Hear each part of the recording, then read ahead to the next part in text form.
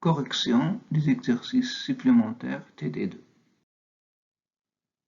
On considère l'application définie de R4 vers R3, une application linéaire, définie par la donnée des images de la base canonique.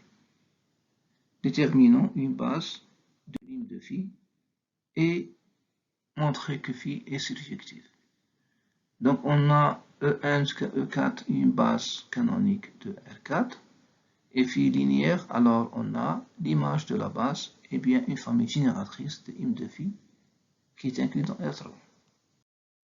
Car d'après la base canonique, quel que soit x appartient à R4, il s'écrit en combinaison linéaire de EI.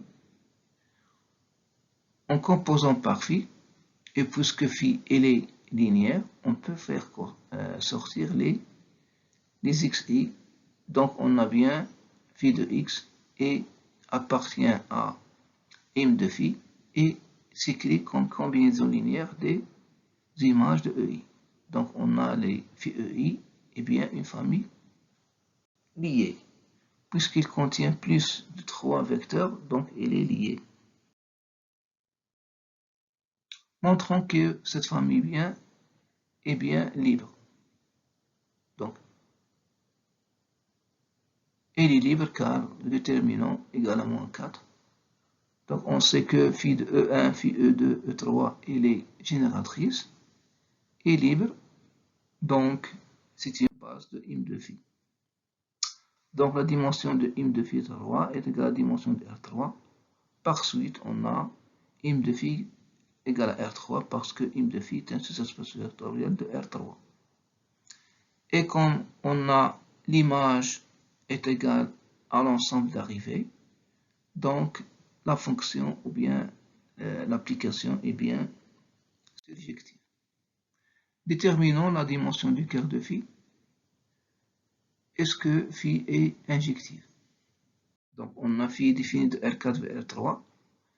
Et puisque phi est linéaire, donc d'après le théorème aux dimensions, on a cette égalité-là. On tire que dim du cœur de phi égale à 1. Par suite, il est différent de 0, donc phi est non injectif. Détermination de cœur de phi.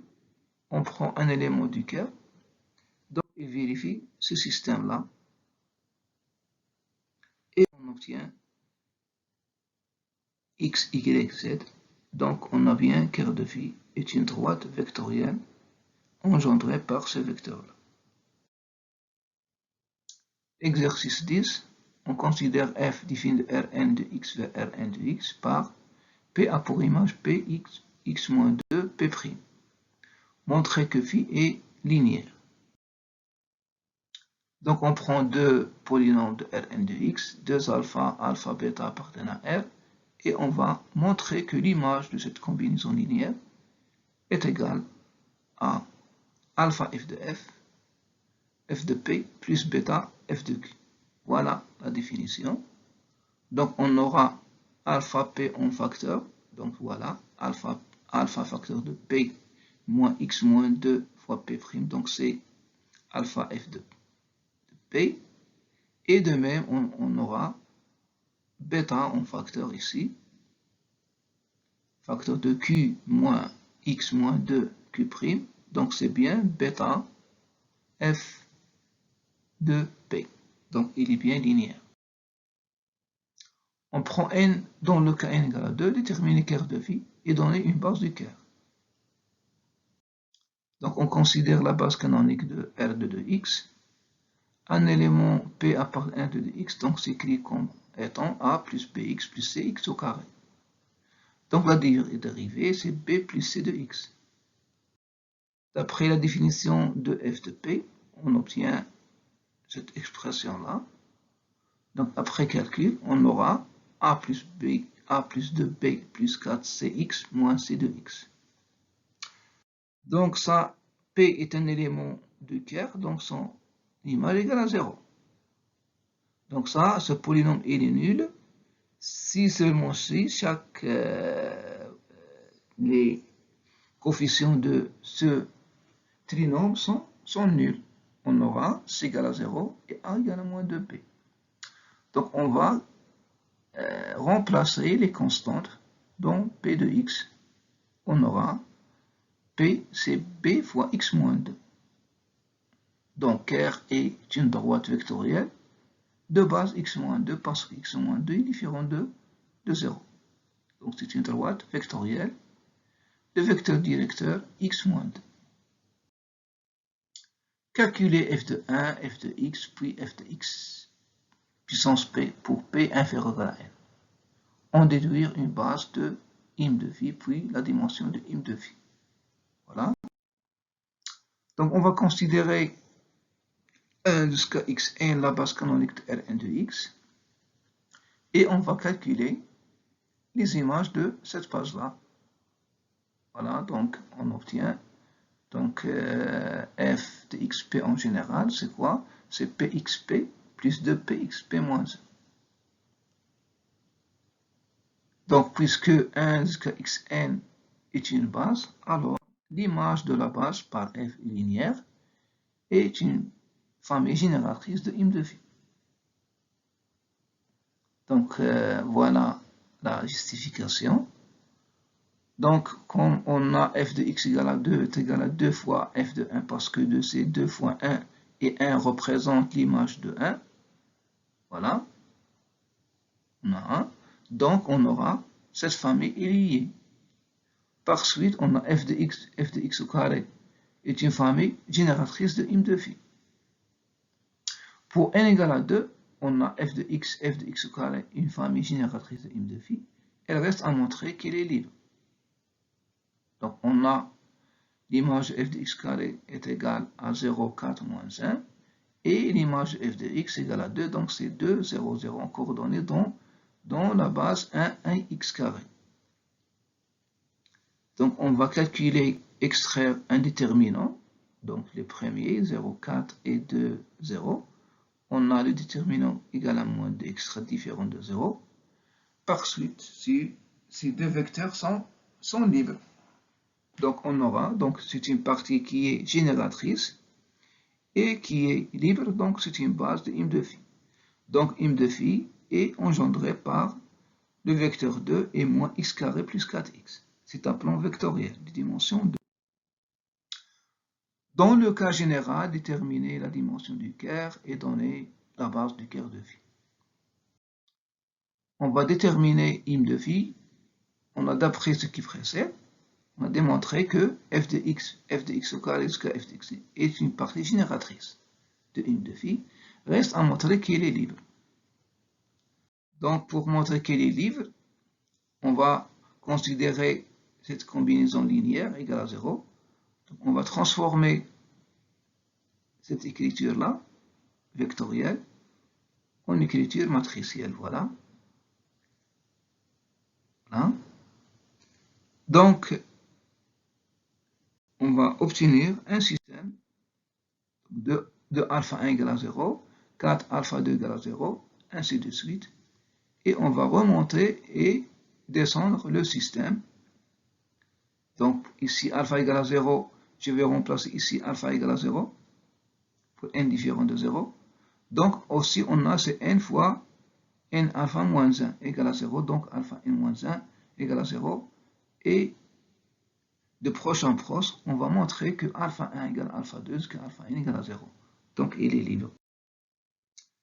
Donc c'est une base de im de phi, par suite dimension de im de phi égale à n, et donc dimension de Kerr de phi égale à 1, donc c'est une droite vectorielle. Donc d'après ce qui précède, on a dit que pour n égale à 2, donc on a x moins 2 est une base, donc c'est-à-dire que f de x moins 2 égale à 0. Donc puisque on a Kerr de f égale à 1, donc et x moins 2 est une base de Kerr de phi. Donc il est engendré par x moins 2. Exercice 11, dans chacun des cas suivants, montrer que les ensembles F et G sont deux espaces vectoriels de E et qu'ils sont supplémentaires. D'accord? On prend E égale R au carré, F x plus y, donc c'est une droite, et G aussi une droite. Donc x, y appartiennent à f si seulement si la somme égale à 0, c'est-à-dire que y égale à moins x. Donc on aura f est engendré par le vecteur 1 moins 1. De même pour G est une droite engendrée par 1 et 1. Donc pour montrer que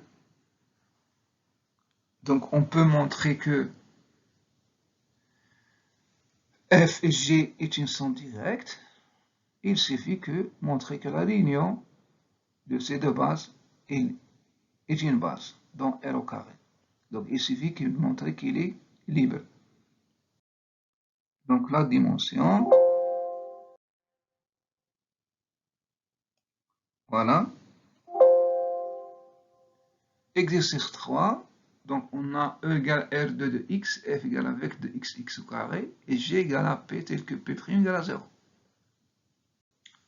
Donc, on prend un élément de R2 de x, c'est-à-dire que appartient à G, si seulement si le déterminant la dérivée est nulle. Donc, B plus 2C égale, de x égale à 0, quel que soit x, donc B égale à C égale à 0. Par suite, G est engendré par 1. Et on a x au carré 1 et la base canonique. Donc, on constate, ou bien on conclut que E est somme directe de f et g. Voilà. Exercice 12. Donner la matrice dont la base canonique à chaque fois des applications linéaires. Voilà, donc premièrement, j'ai une application qui est définie de R3. Ici R3.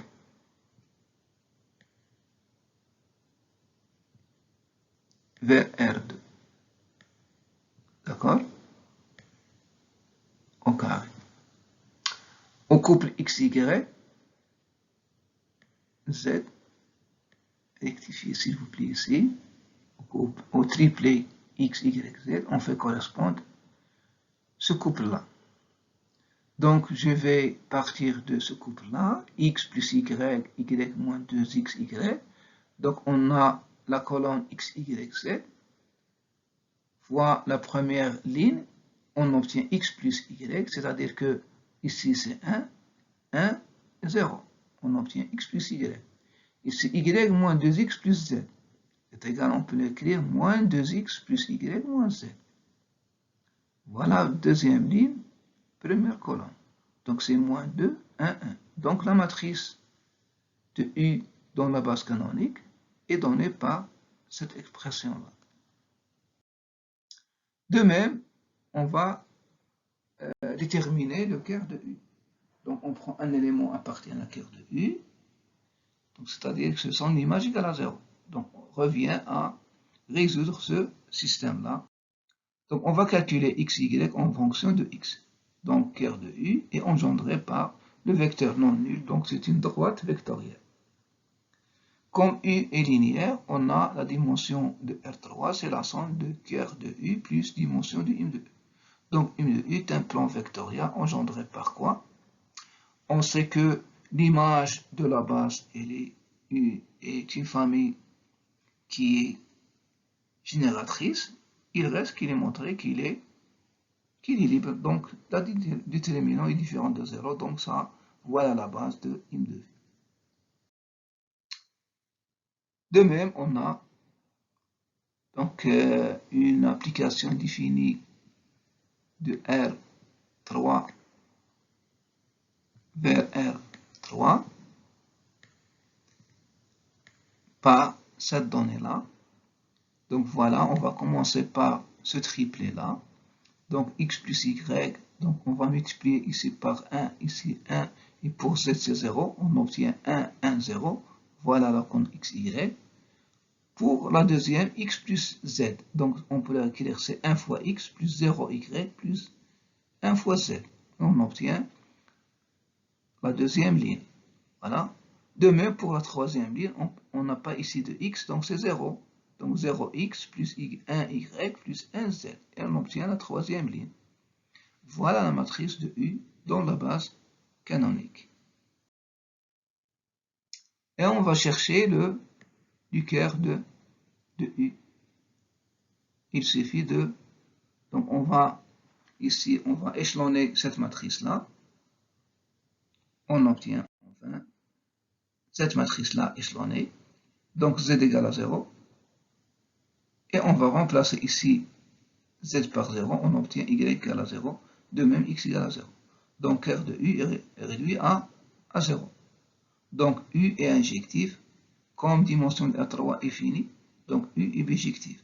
Donc l'image de U c'est R3.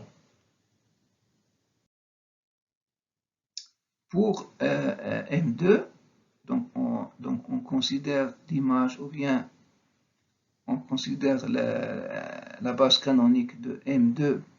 Donc on a M2, l'ensemble des matrices carrées d'ordre 2. D'accord?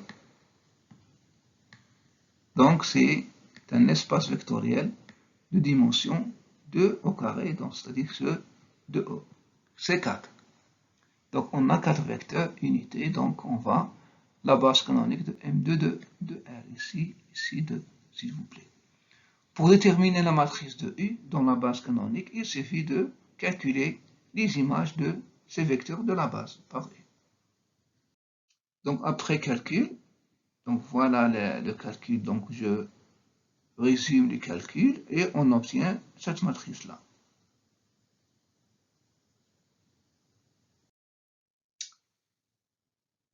Exercice 13, soit E un espace vectoriel et U appartient à L2, donc c'est une application linéaire de E vers E. On suppose que le carré de U égale 0, montrer que l'im de U inclut donc R de U, et que l'identité de E plus U est un automorphisme. Donc voilà, donc on considère un élément de im de U, montrant que U appartient à R de U. Voilà. Donc on a U appartient à im de U, c'est-à-dire qu'il existe un X dans E tel que l'image de X égale à Y. Et on va composer par U, donc U de X égale à U de Y. Et puisque, c'est-à-dire qu'on a U de X égale à 0, parce que U au carré égale à 0. Donc on aura U de Y égale à 0. D'accord? Donc, c'est-à-dire que U, Y appartient à R de U. D'où l'égalité, d'où le résultat. Montrons que cette application est un automorphisme. En effet, puisque U et IE et ID de E sont des applications linéaires, donc la somme est une application linéaire parce que L de E est un espace vectoriel. Donc reste à montrer que U est bijectif. Donc on a ID de E au carré moins IE au carré, c'est une identité remarquable qu'on peut écrire de cette façon-là, ou bien cette façon-là, est égal à l'identité. Donc on a bien ID de E plus U bijectif. Donc c'est un automorphisme. Deuxièmement, dans le cas général, montrer que l'intersection de im de U avec le quart de U est réduit à 0. Est équivalent à quart de U au carré égale à quart de U. Donc pour l'implication directe, on a quart de U est inclus dans quart de U au carré, parce que je prends un élément de quart de U, donc c'est-à-dire Q de U égale à 0. U de X égale à 0, je vais composer par U. U au carré de X égale à U0 égale à 0. Donc X appartient à quart de U au carré. Donc reste à montrer que quart U au carré est inclus dans quart de U. Je prends un élément de quart de U au carré, c'est-à-dire que U au carré de X égale à 0. Par suite, U de X égale à 0. C'est-à-dire que U de X appartient à quart de U. Or, on a l'image qui toujours appartient à im de U, donc il appartient à l'intersection. Et on sait que l'intersection par hypothèse est réduite à 0. d'où u de x égale à 0, c'est-à-dire que x appartient à cœur de u.